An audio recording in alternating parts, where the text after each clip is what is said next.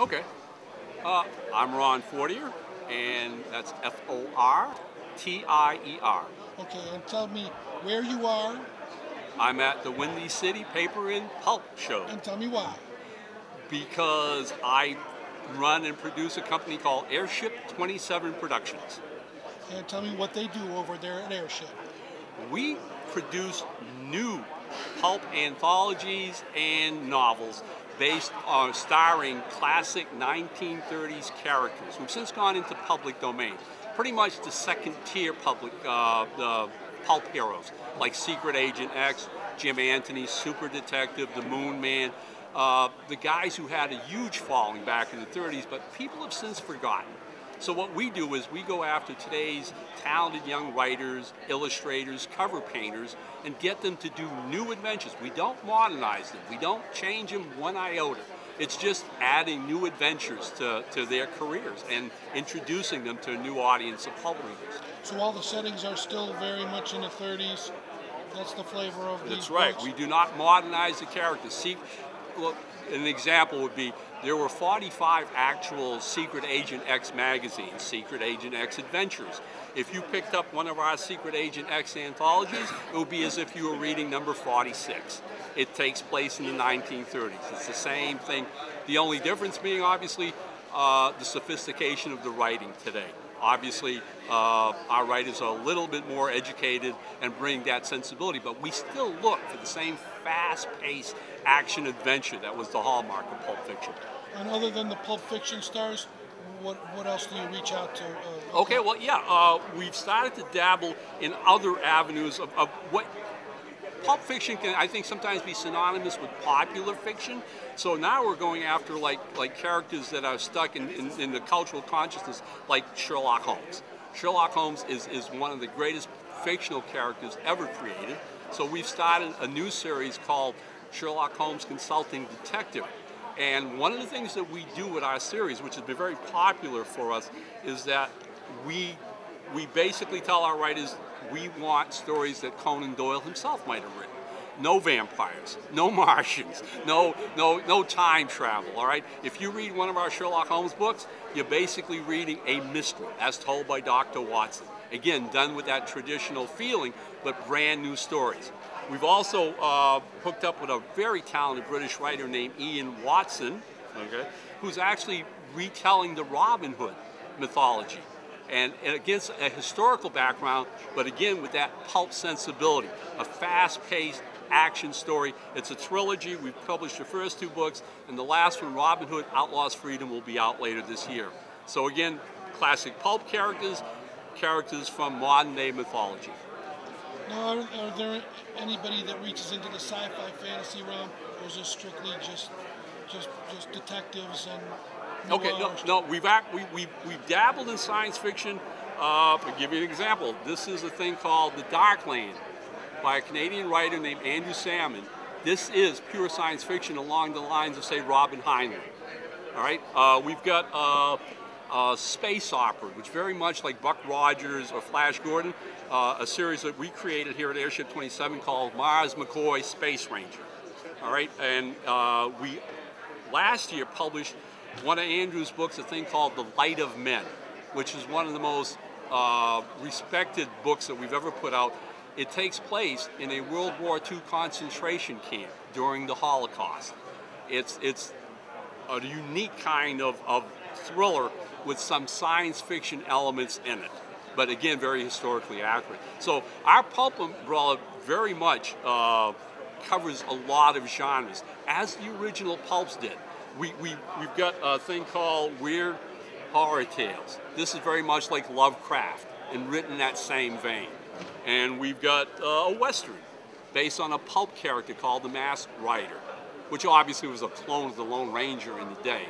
But again, this is pulp, this is public domain. So we've got people doing new Masked Rider stories for us. So pulps did cover a lot of territory. And that's what you hope to recreate? Very much so, right. A lot of the stuff has gone by the wayside over the years. It's much like the comic book stuff.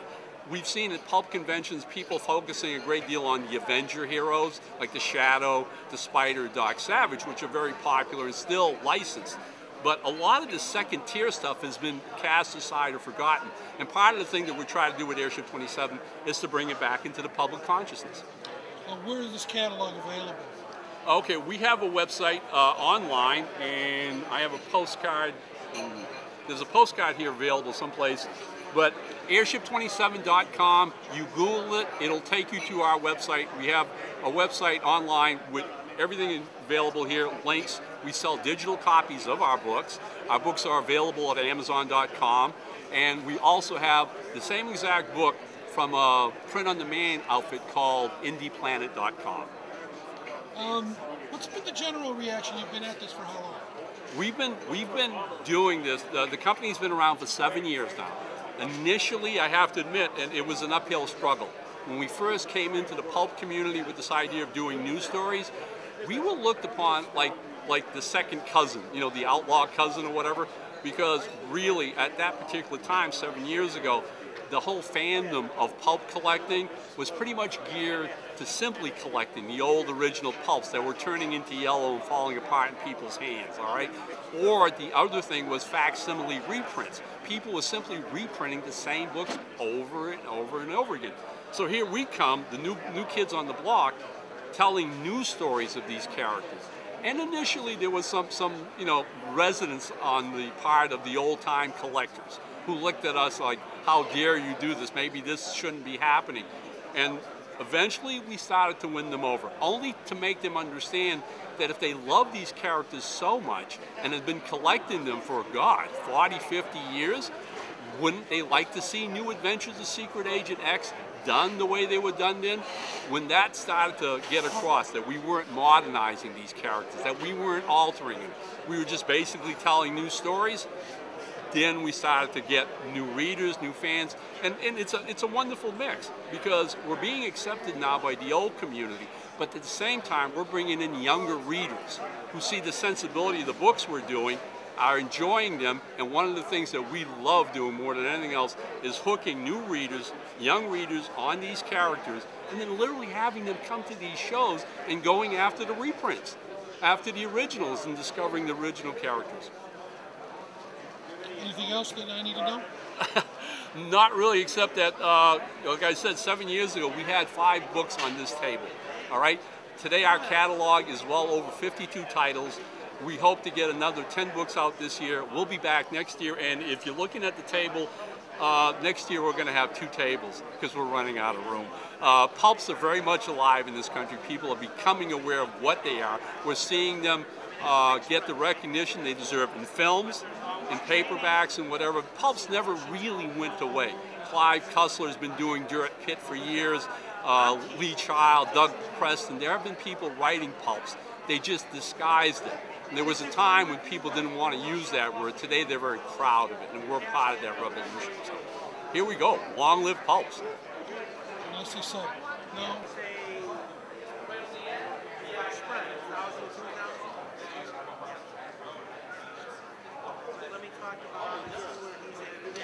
Okay.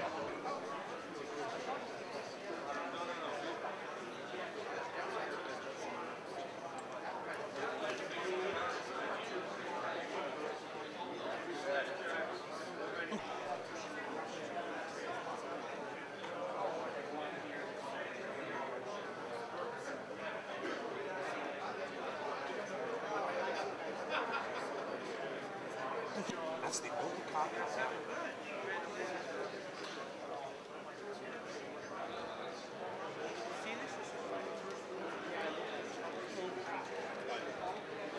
Okay.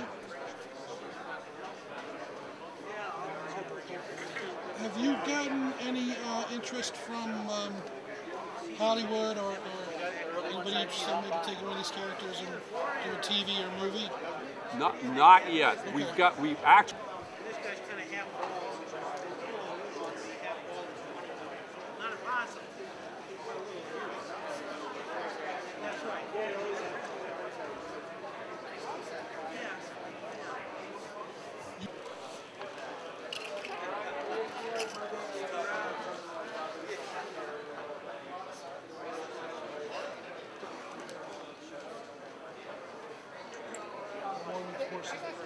Thanks.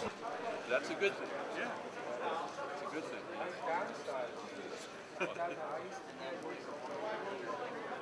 Really? Oh yeah, I don't want to carry that.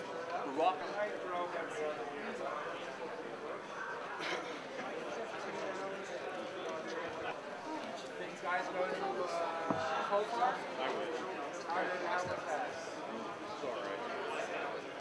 Say any more about it. 12,000. Yeah. And he, you know, Tommy does as best he can. He promotes, he markets, and everything else. Yeah. But I mean, And it's no major highway that goes through there. there was a husbandry cow show going Yes. on in the barn over here. Yes. All right. And All most right. people were going to that. Okay. All right. And like we're trying to tell Tommy that's not going to work. Yeah. All right. I mean, you really need to get up to Little Rock. All right. If nothing else, the foot traffic will make all the difference in the world to you.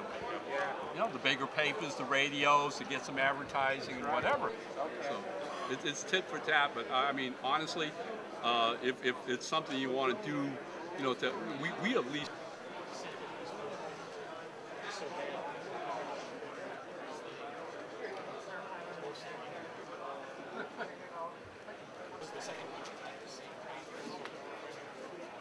It's all